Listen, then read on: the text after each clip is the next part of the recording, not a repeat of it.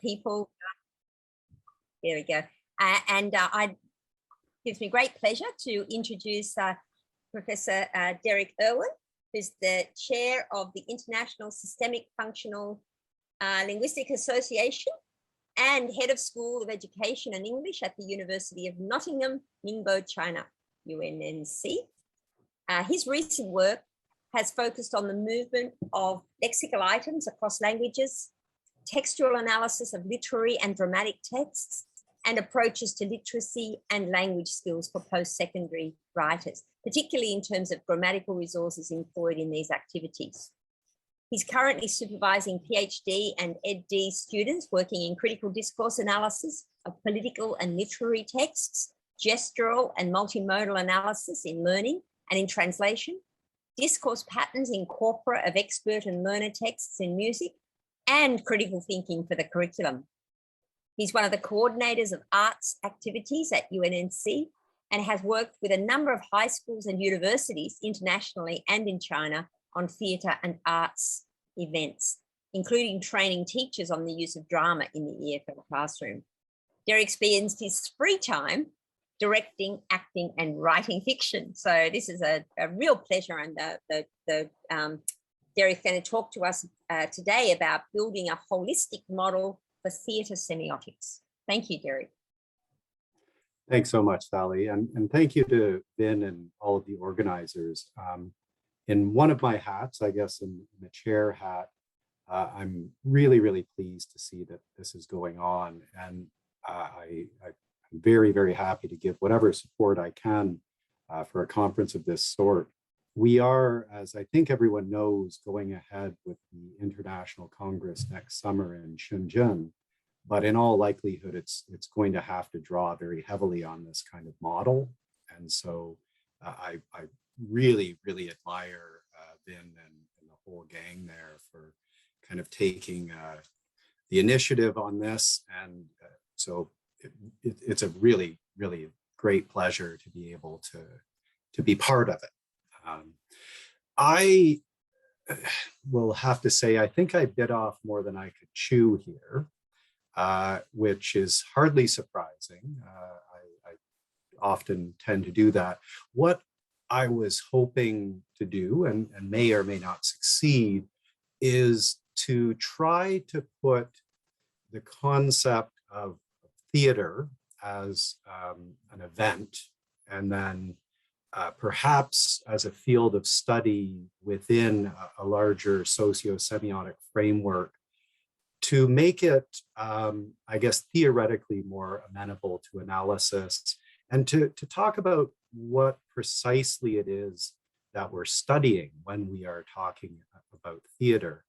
And this is very exploratory, and we can call what I'm doing today, let's say, a pilot study. I've done a number of different studies on language transfer in intercultural theatrical texts and the use of theater for the development of English as a foreign language here in China. So we've done a number of different productions of bilingual theater for children in local schools, for example, that I've tried to analyze to see how to develop language capacity for children. And my own training started, actually, my undergraduate degree in Canada is as a theater major. So I am also a failed actor, you'll be pleased to know. So today, what I'm aiming to do is give I guess, a broad-based talk about, as I mentioned, where to enter the field. I'm going to reach to a kind of analysis via talking about theater text, theater as a communicative event, and then theater convention. I think that those are some very helpful ways to think about what we're talking about here.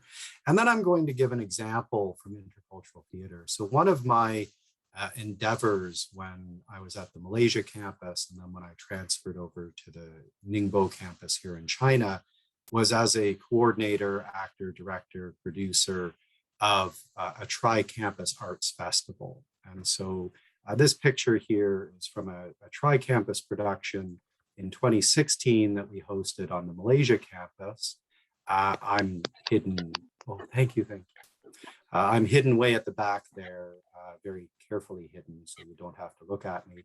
But I was an actor and director in this production as well.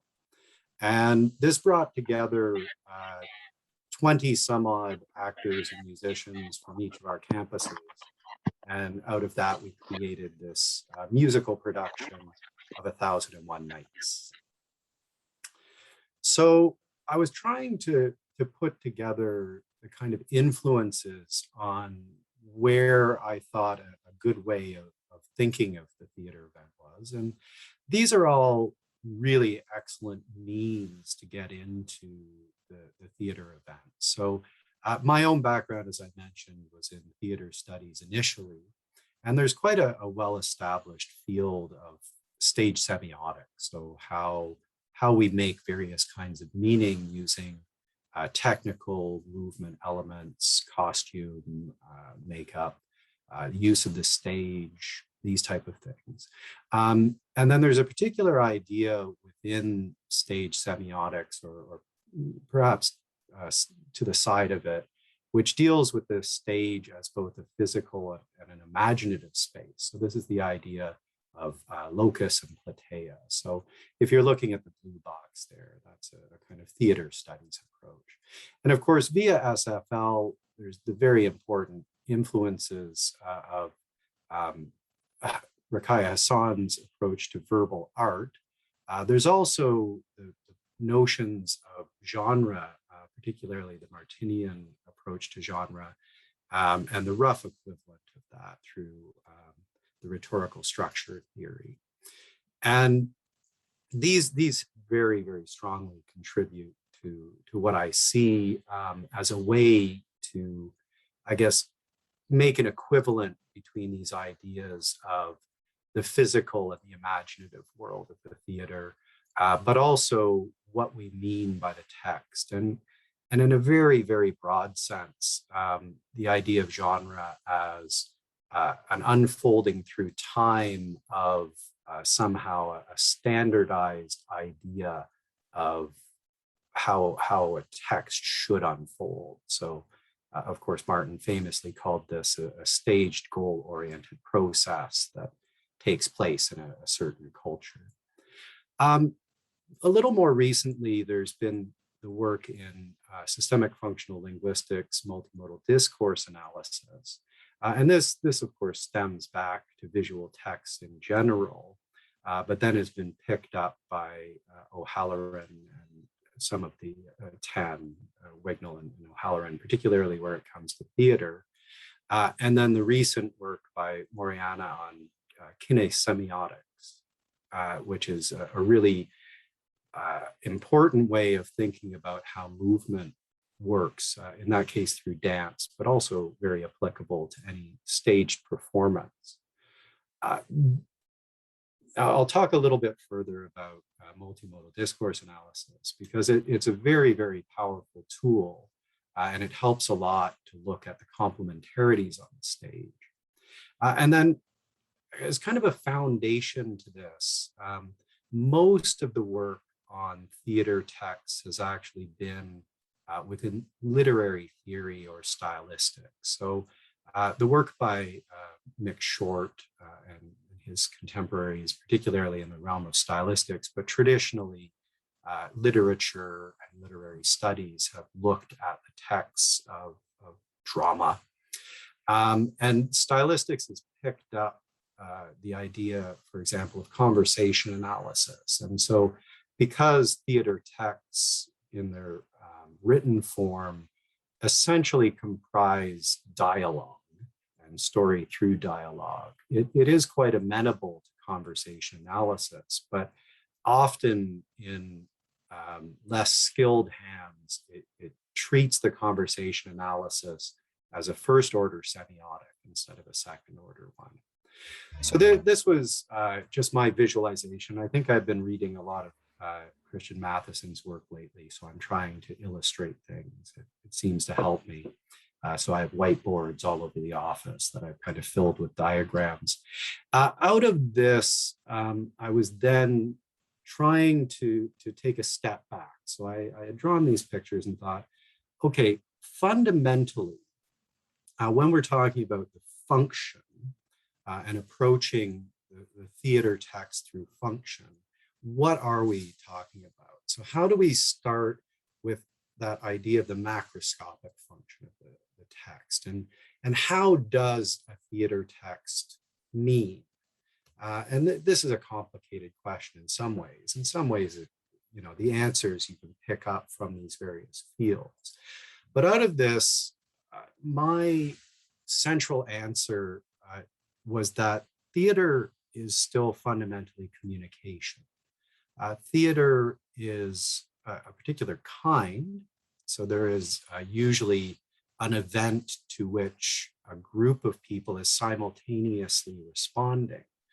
But to me, the fundamental level, maybe because I'm a practitioner, is regarding the audience that is engaged either in the idea of the spectacle of the performance, so something which is emotionally driven or reacts at a spectacular level, or some form of intellectual engagement. And this actually goes all the way back to Aristotle's Poetics and what Aristotle was talking about in terms of the fundamentals of drama.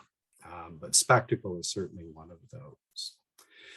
Now, some of the thoughts that I had put down as a fundamental layer here is mimicking in large part what others have said before me. And I'll talk about some of those in a second. But the live theater event is a dynamic, multimodal, and importantly, a created text. So this is not usually spontaneous, but it's being created at least on the level of actor to audience. There is improvisational theater, so it doesn't necessarily have to be pre-written, but it is predominantly then representational. So it's not supposed to be a referential text. It's not teaching you directly how to do something. It's representing something that you are then responsible to interpret. And the main channel of communication is performance to audience, because you can have a single performer on the stage, either reflecting what that person is thinking to a non-directly addressed audience, or you can have direct address to that audience. So you don't need dialogue necessarily. One thing that tends to be common in theater performances is that there's that aesthetic element. So we evaluate the effectiveness of the performance. So this could be on aesthetic grounds, artistic grounds. It could be in terms of effectiveness and of communication, for example. And very often it's just whether we believe or agree with the ideology of the production. And some of the reactions we see against performance have to do with rejecting theology. But at that basic level, I do want to always keep in mind that the theater event and the written artifacts that are sometimes treated as the theater event represent social semiotics. So there are different modalities at play here. And what is really powerful about the functional approach, systemic functional linguistics in particular, is that there is quite a well-developed ability for us to interrogate the text at a number of different levels, all the way from phonetics, intonation, upwards into a cultural milieu. And you'll see that all of these things can work, and sometimes work in harmony or work in contrast, to create different meanings that are given to the audience. So theater studies, I'm going to move into the problem of the text itself. So theater studies is predominantly focused on performance. And I recall even when I was studying as a theater student, that there was a line almost in the sand between the literature study of theater and the theater study of theater. So practitioners like Peter Brook, in his book, The Empty Space, has said, the word is a small visible portion of a gigantic unseen formation. So there's much, much more to the stage than just the word. Bertolt Brecht, the father of a theater of alienation or epic theater, had said that proper plays can only be understood when performed. And then preceding these folks actually is Antonin Artaud, who wrote a book called Theater and Its Double, where he proposed this theater of cruelty. And it's largely theoretical and abstract, because it's very hard to stage something using these premises. But his basic point was theater is fundamentally based on ritual and emotion. And the further away we can get from the script, the closer we can get to a kind of fundamental reality. And he was heavily influenced by the Balinese theater of Java in Indonesia. So if we can accept that improvised theater is theater, then we also have to accept the fact that the written text isn't actually essential to the theatrical event. So there's more to it than that. Now, in literary studies, the written text has always been apotheosized. So it's being held up as the center of the field of study. And there's good reason for that. This has taken place in linguistics as well, because written artifacts are much more amenable to the kind of analysis that we do in academics. And indeed, as you'll see, what I've done with the script and with the play that I'll be talking about at the end of the talk, that I had to put it into a written form, and that's how I ended up sorting through it. Literary studies has leaned towards the poetics of this dramatic script. So we tend to see plays that have a stronger poetic function to them, or aesthetic value in terms of things like William Shakespeare, or where there's a beauty to the language in addition to whatever's being construed on the stage. And so those in literary studies, for very good reason, when you centralize the aesthetics of the text as your kind of field of study, it makes sense that the dramatic text would be of the same ilk. But very complicated dance numbers can be as aesthetically significant. They're just very, very difficult to analyze. And we've seen, there's a key volume by Culpeper, Short, and Verdonk sitting around here somewhere. Oh yeah, so it's exploring the language of drama. And very rightly, they're taking a stylistic approach. So they have said, Short in particular, that the written play is the ideal object of study because you can actually recover quite a bit of the performance cues in that text itself. So this allows the text to be opened up to conversational analysis and pragmatics approaches, for example. And in fact, that's a very good way to look at the theater text as well, because very often it's for violations of what we might look at as Grace's maxims that lead the audience to react to what's going on stage. There's a lot of rude stuff in the text that I'll look at as well. So what I would say is overall in play scripts, there's this additional layer of potential. So the script is meant to be performed. And Short has pointed this out, as it says here, that actors have to produce appropriate actions and tone of voice, which might be actualized in a number of different ways. He says that the intended meaning and effect are clear from the text and general knowledge alone. That's true, but there's another interpretive layer that can go on. So you can read against the text in the extreme, example. So you can cast a female Hamlet and see what that gender difference does to the meaning of the text.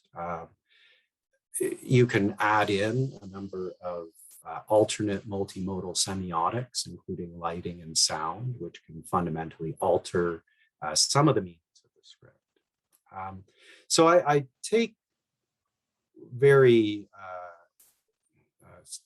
maybe serious isn't the right word, but David Butt's point when he's discussing verbal art in general, that the language of verbal art is at the instantial pole of that kind of instantiation. And he's absolutely right in terms of most literary texts. And if the script is the text that you're treating as an end, that's absolutely the case. But I would question that in terms of the script then being treated as a potential for a live event. And, you know, to be fair, he wasn't speaking about play text in particular.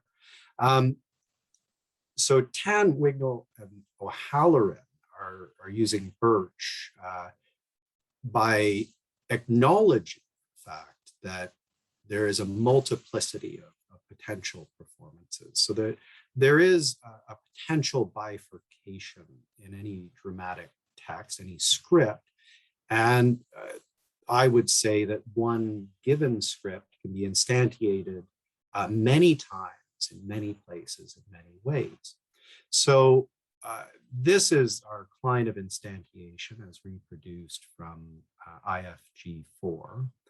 Obviously, it's appeared in a few others besides this. But if we're mapping on where we believe a dramatic script might lie here, the stylistics perspective, if we focus on a written text, we would probably place the Shakespearean tragedy as a text type. And this obviously is up for debate, but I said, in this case, we're going to say Shakespearean tragedy is our general text type, of which there's many of these written examples.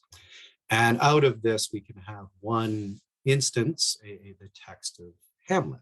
So when we read, already this is a bit problematic, of course, because there's different versions of Hamlet, but you know, the given text of Hamlet that we are dealing with is an instantiation of the sub-potential of the Shakespearean tragedy, some sort of mapping like this. However, if we're treating text as performance, it's much more likely that the Shakespearean tragedy as a sub-potential gets pushed a little further towards the potential end of decline. This then, the text of Hamlet represents itself another sub-potential. So this also creeps down in terms of what kind of type we're dealing with. The text of Hamlet could be brought into a given production of Hamlet. And then this itself too is a regularity in text. So even if we have the same actors and the same costumes doing the same thing in the same space, same set, same lighting cues, night after night for a run of Hamlet, each of those performances themselves is an instance. So even though we're watching the same production, there could be potential for some change in each of those productions in either minor or major ways, depending on what exactly happens that night. So what I'm doing here is I'm just trying to create the space. And if we're talking about performance, then the performance is here at the instance end. And this is the focus on the live event. So there's some other important considerations because we're dealing with literary texts, which themselves have certain features. So the dramatic text is mimicking events or patterns, often from everyday experience, not always. But it's important to remember that these are edited for representational and artistic reasons. There are features of naturally occurring conversation that don't actually tend to occur on the stage because one of the functions is that communication. Secondary meanings are also created while a text is unfolding, of course. There's these logogenetic patterns, which can be peculiar to a particular production. Intertext, we do have this overarching understanding of what a performance is speaking to. So as we look at that line of instantiation, there are other performances of the same core text. So it could be that same run, but even other productions. And we tend to compare different runs of Hamlet and what they've done with that text as one example. We can then also say there are other performances with the same features. So you can talk about the same playwright or the actor in a different role, same director potentially, a production company or a theater house. So you know the stage, how they configure it can be significant. A particular aesthetic tradition. I mentioned the theater of cruelty, but there's also, plays that are absurd in nature. Tan, Wignall, and O'Halloran were talking about Gothic plays, for example. So these have a certain tradition to them. We can also talk about other performances within a same culture. And these can also be counterculture. Theater can be notoriously subversive at times, which is why it's often shut down in certain societies wishing to control the conveying of information. And we can talk about the contrasting semiotic features. So what kind of meanings are being made and how they might differ from other ways of making those meanings. And ultimately, it's anything that the participants draw upon for meaning from a wide range of a semiotic repertoire. It's, again, holistic, multimodal, extremely rich, and these things happen in the same way that multimodal resources do kind of across the board, where they can complement or they can contrast, they can reinforce, extend, exemplify, and rest.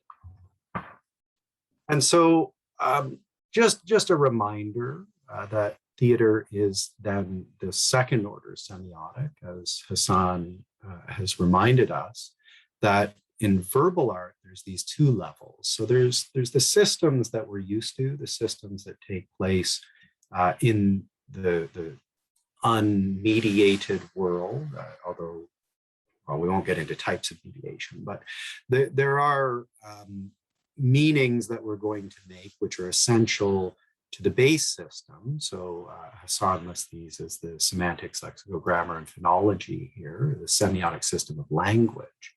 And then says the verbalization of these elements can lead to things that become symbolic articulation and then potentially a theme in a given text. So this is a very useful way to think of where some of these meanings come from. And these can be of several different types, which I'll try to introduce as well. Again, this is linguistic, which is very important, but we're dealing with more than one modality here. And we have strong cultural traditions of theater and semiotic systems that we can also exploit or potentially misconstrue. So one of the key features of allowing this doubling to take place in the theater is what in theater studies we call the willing suspension of disbelief. So basically, when you go into a theater, you are part of the situation of suspending your own disbelief. You know you're in a theater, you look around, there are lights, there's a stage, but you get engaged in the story. And interesting, this is what some playwrights and practitioners like Brecht were trying to react against. So they were trying to say, we have to stop people from getting swept up in the story and remind them that they're also in a real world. The stage signals all sorts of meanings by its context, because we know it's a stage. We look at it and we think there's a reason that that's there. There's the somewhat apocryphal idea of Chekhov's gun, that if a gun appears on stage, it has to be used. we see certain things and we believe them to be important. But there is a physical space there, or even when we're reading a text, we know it's for that space. And so there's a very overt creation of meanings that takes place.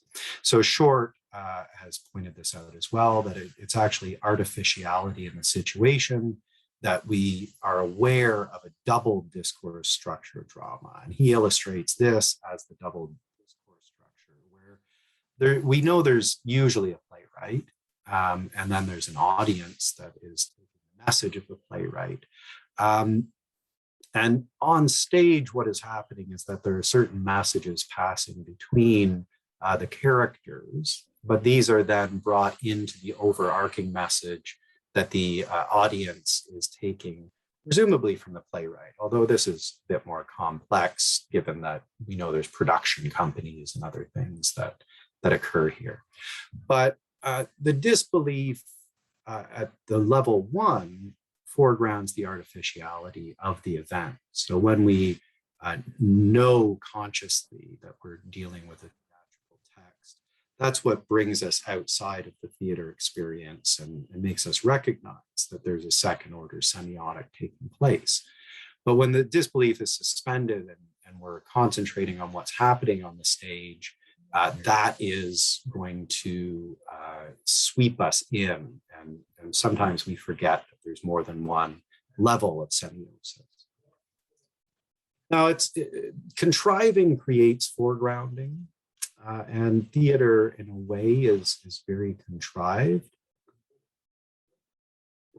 Hassan also makes this important point that actually it's the combination of these elements which makes patterns in verbal art.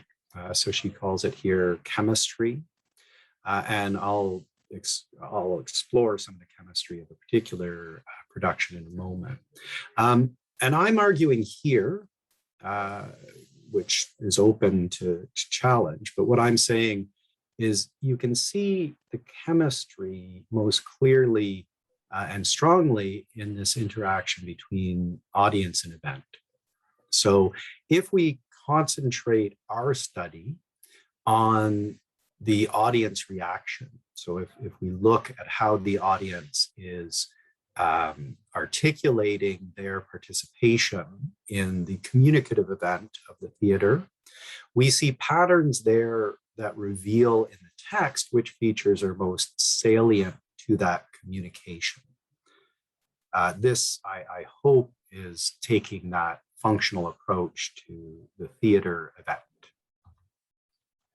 This is just a pretty picture to distract you slightly, to give you some idea of stage semiotics. This is a cross-cultural production of A Midsummer Night's Dream that we did in 2015 at UNMC, actually, so it was the Malaysia campus. We ended up bringing it to the Tri-Campus Arts Festival at the UN UK. So we performed this at Lakeside Arts in the UK. But it was a very multicultural production. In stage semiotics, this is a non-exhaustive list. There are ways to probably go. Each of these features has very complicated ways of interpreting it. But we know that there's deliberate meaning making, and the fundamental one that tends to be concentrated on is the dialogue, but there's often song. So this is actors that are conveying it, but we know it's written by a playwright. Could be edited or altered by the director or the actors themselves. There's quite a number of paralinguistic features. It's a three-dimensional embodied activity, which we know that usually has a director who has been conveying how to act this, and there may be indication from the playwright. There's movement and position, so this is blocked, indication often by the playwright. Costumes and makeup, lighting, color, intensity, direction, shape, and special effects. We can deal with sound in terms of volume, quality, type, sometimes location in the auditorium or the theater. The sets and the properties, these create a world of the play. And then the stage itself can deeply affect what kind of interaction can take place. So this may be roughly equivalent to Hassan's material situational setting. Wyman, in his 1978 Shakespeare in the Popular Tradition in the Theater, came up with the concept of, or developed the concept of locus in terms of a play world, and platea as a boundary space. So this is again the kind of doubling, and it's borrowed from the medieval pageant plays that used to have stages that would actually go from place to place. The physical stage would therefore move about the city, and the locus is that then symbolic actualization of a space.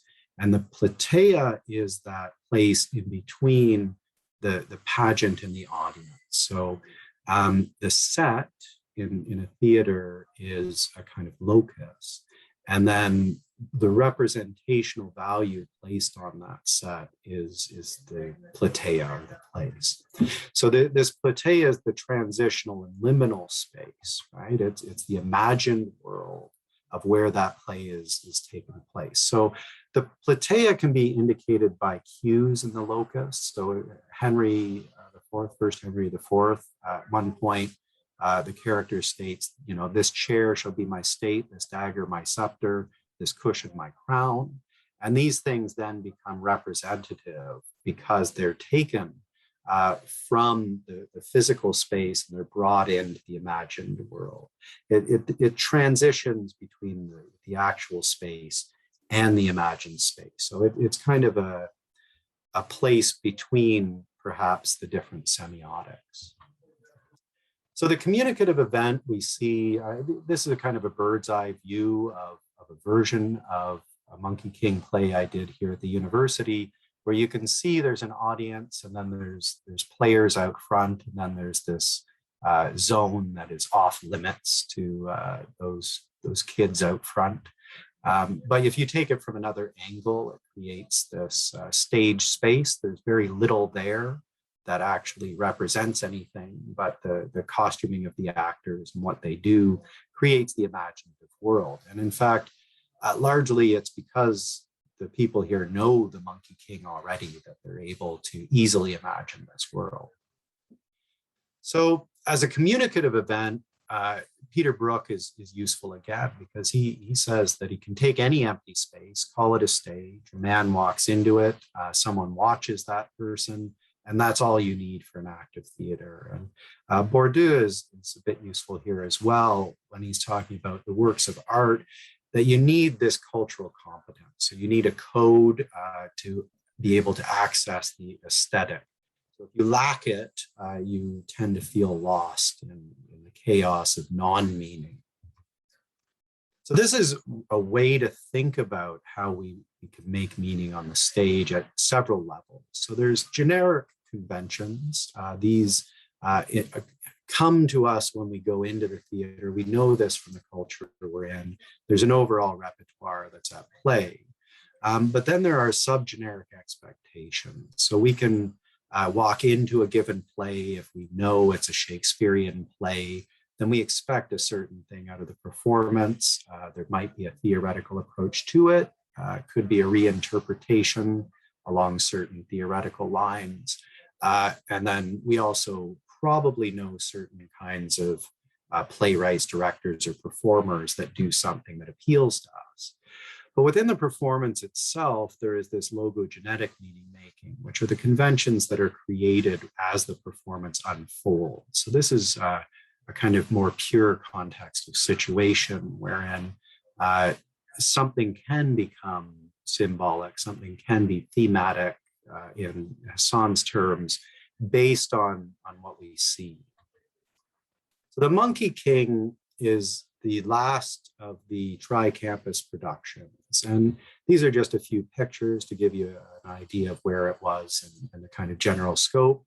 Happy people taking selfies. And this was, again, a large number of students that came across from the UK, and in this case from the Malaysia campus, and into our space here in Nottingham Ningbo.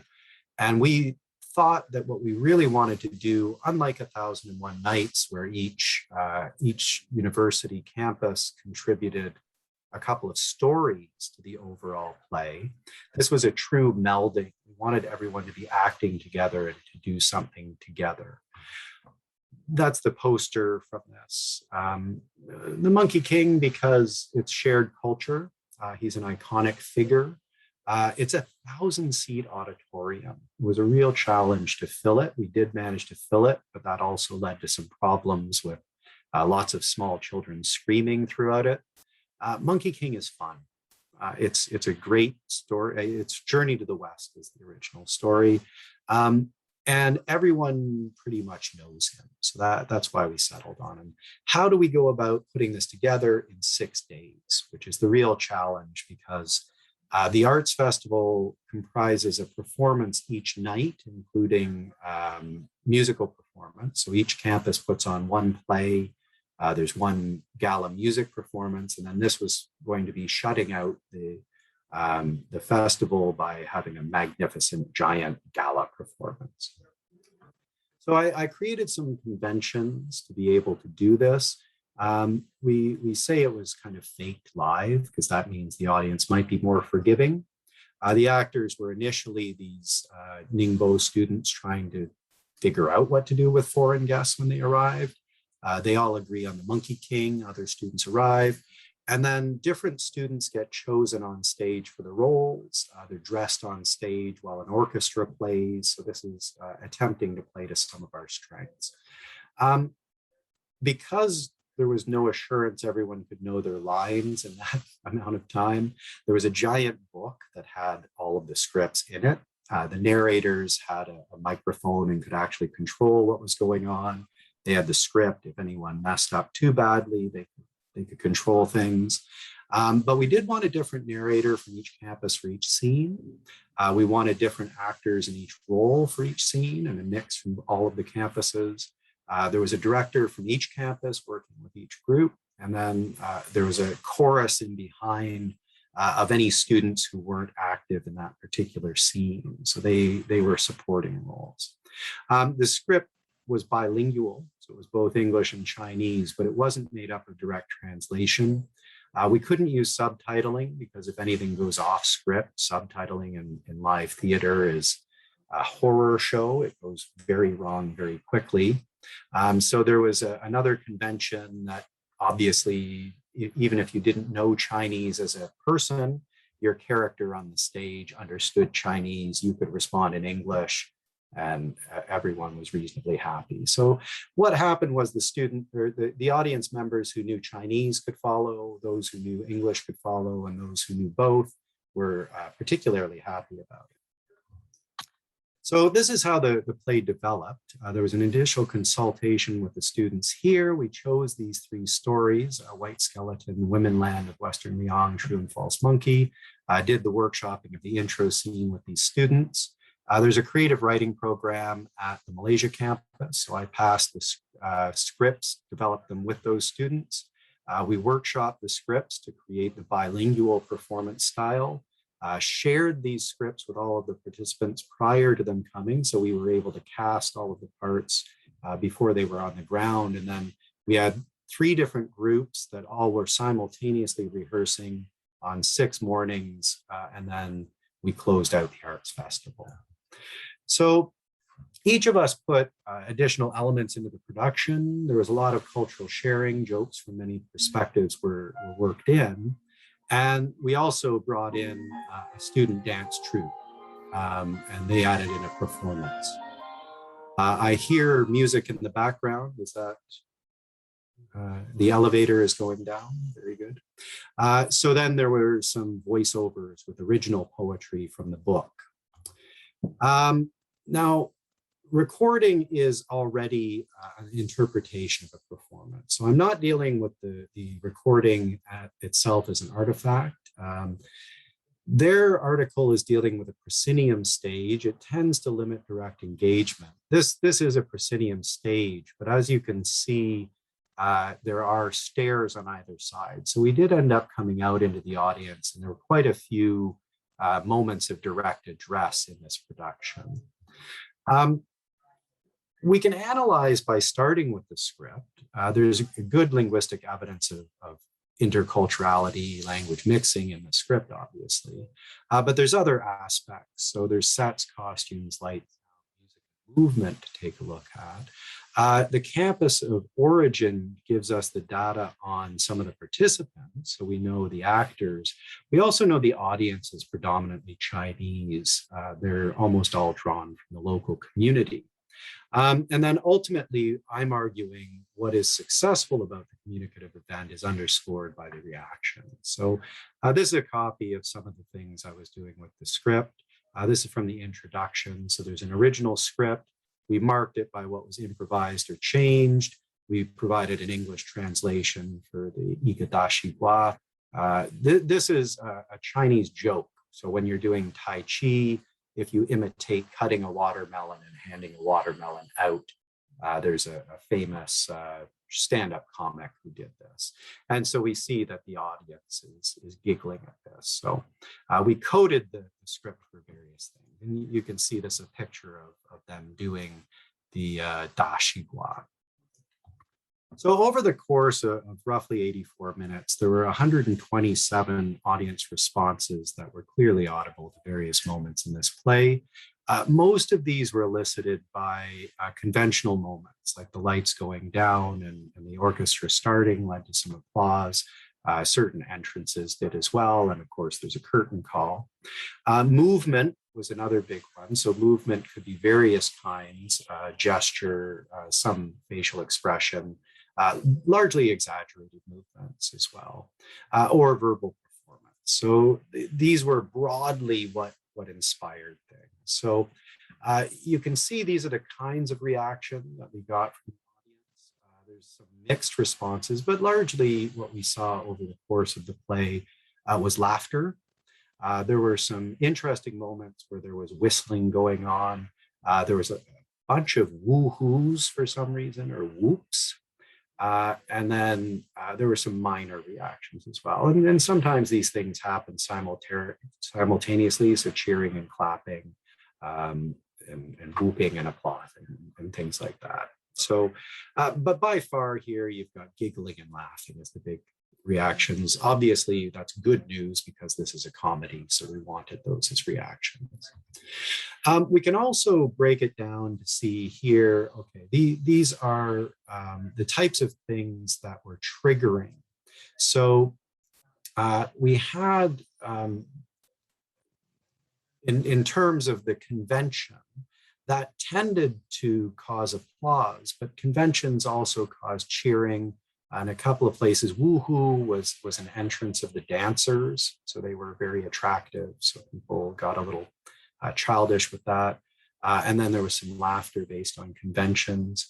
Generally, you can see in each of these cases, movement was causing predominantly laughter, as were verbal jokes. So they were what was mostly triggering things on that line. Quite a number of these reactions were text-driven, but there were ones that were directly related to the performance event itself. So you could see these conventions could be theatrical, so they could be lights up or lights down, but we also created our own conventions. So this is, again, that logogenetic patterning where you have here the narrator is choosing one of the actors from the Malaysia campus to play Monk Tang. So you can see on the right side here, he's now dressed. All of the people were chosen out of the chorus, and then they were dressed during a musical number. And as soon as they were dressed and they were ready to go, people started cheering because it was good fun. Then we played with this throughout the performance, where different roles, they would get called out and people would jump up and just start playing them. There were a lot of meta-theatrical elements. So this is embedding either theater within theater or direct address to the audience. Narrators are an automatic breaking of the fourth wall. They're talking directly to the audience. There were other direct moments of address here. Monkey King is going into a soliloquy where everyone else freezes and he goes into to kill or not to kill. So this also has intertextual elements, obviously, to Shakespearean to be or not to be. And there were quite a number of meta-theatrical indications from the chorus. So the chorus also provided a lot of this. The chorus bridges that gap between the locus and the platea. So we have a narrator who is deliberately setting the scene, but then we have this large chorus that's in behind that presents both potential within the play itself, but also provides the reaction to things going on stage that very often the audience would then pick up on. So if the chorus is cheering, very often the audience would then cheer as well. So you can see here, they're making a mountain, so they're part of the set. And here they're cheering on the characters in a different act who have just dressed up as the five main characters. Music and dancers created a form of spectacle. This engaged the audience conventionally, but as I mentioned, there were some whistles and woo-hoos in there. Monkey King, as in general, is pretty bawdy. It tends to be a little bit rude in places. There are scatological elements. One of the big laughs was due to Pig and Monk Tong having become inadvertently pregnant despite being men, then having miscarriages into buckets on the stage. It was, yeah, it's part of the original story. I wasn't inventing that. The live orchestra added to these conventional reactions, but also reinforced certain movements. They would, for example, during violence, we would have a drum that was hitting. So here we have a fake monkey hitting Monk Tong, who then falls over. So overall, there were quite a number of different transgressions. I mentioned the scatological ones. There were sex ones based on, particularly if you have a religious character who is being molested by another character, that can be problematic. And so these are also sacrilegious elements. Here we have a Buddha appearing on the stage, and as soon as violence occurs in the space of the Buddha, there's quite a strong reaction from the audience. There's an exaggeration element, so you can see there's an awful lot of overreaction that goes on, and this led to some very strong reactions by the audience. The physical contact, as I mentioned, anytime characters were hugging or groping each other, particularly religious characters being molested by other characters, that was very funny. And when characters laughed, and when the chorus laughed, this also caused the audience to do so. So sometimes there were just accidents. Monk Tong at one point bowed into the white skeleton character, slamming his headdress into her face. Sun Wukong forgot his own name at one point, so the narrator reminded him of that and then started making fun of him, which the audience thought was hilarious. And then Monk Tong ran through the audience, did a Benny Hill type of theme, and as he was coming back up, he trips coming up the stairs, and the audience was gasping. But then when he got up, he got a good round of applause. Now, this is where I'll kind of end this, that the work that has been done already on creative texts in general, and then theater texts via verbal art and SFL MDA and in our tradition, has created some really good links between traditional approaches of kind of literary and theater studies and what we understand about how social semiotics works in general. And then in this case, the second order is quite crucial. I'm suggesting here that entering through the performance as a communicative event as a center of the study allows us to reflect on what kind of aspects of this multimodal art are carrying the most significant semiotic weight. This then allows us to ask how and why they might be doing this. So this allows us hopefully to continue to expand our understanding of these complex systems of meaning in performance texts, and particularly how they might interrelate in this communicative event.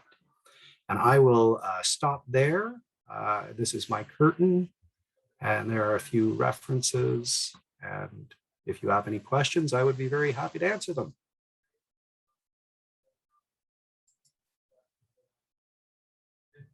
Derek, that was fantastic. Please, if anybody would like to come in with a question, please don't hesitate.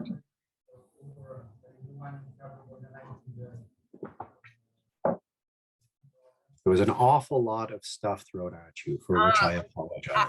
I was just thinking that what you were saying about, SFL gives us a number of ways to interrogate the text at different levels. Well, that was such wonderful interrogation at so many different angles to bring to it, but beautifully crafted to take us to a really satisfying look at it, and a great exemplar that you use too. So. Thanks very much, Sally. That's really kind. And I would reiterate that it was a lot of fun. So, this also, I guess, is a bow in a way to Martin's positive discourse analysis. That's right. That's right. Exactly. That's exactly what I was thinking. I'm still muting. Oh, no, that's right. I wasn't mute. Yeah, you're good. I see. It's the end of the day. I can't see mute and unmute, and I can't decipher them. But yes, you're quite right. It's really is lovely to be able to sort of work with students in a construction of a production, and then to turn the lens on reflection. It's fantastic. Okay, well, Derek, I'm sure there will be follow-up conversation. I can see the comments coming in, about in thanks and appreciation. So thank you so much for your time. I know you're in the middle of things, and you can take that sign off your door now, and let them keep rolling in. Put your other hats on. But I'm really looking forward to kind of getting my head around this, because I actually have myself started working with drama teacher educators.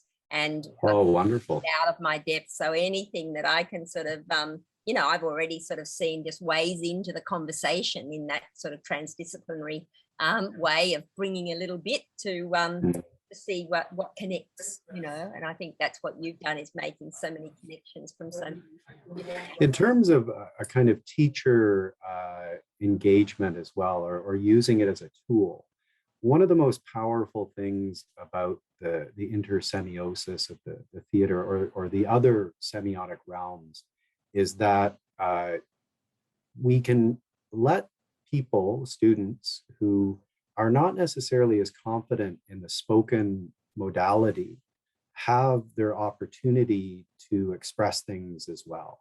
So I found this really important in the second or other language environment, where you can give a kind of confidence to students who may not have that same confidence in their ordinary expression. And it allows them, first of all, to express something in a different modality. But then second of all, it pushes forward the motivation for them to engage in the spoken modality as well. Yeah. So it's a really powerful tool. Oh, and it's just wonderful that you're actually, sort of bringing that to visibility, and that's not a mean feat, as you think. So I'll look forward to watching the, carefully the pieces and putting them all together to work with. Okay, well, we're going to leave it here. I'm going to go and get a scotch. I don't know about anybody else, but that's my poison, and I'm looking forward to it. So it's that time of the day here in Australia. So Lynn, did you want to just say a few words? Sally, thanks so much for your wonderful sharing of the session today. We are very grateful. Thank you so much. And of course, thank you so much to our wonderful plenary speaker this afternoon, Professor Derek Irwin. And thanks so much, everybody.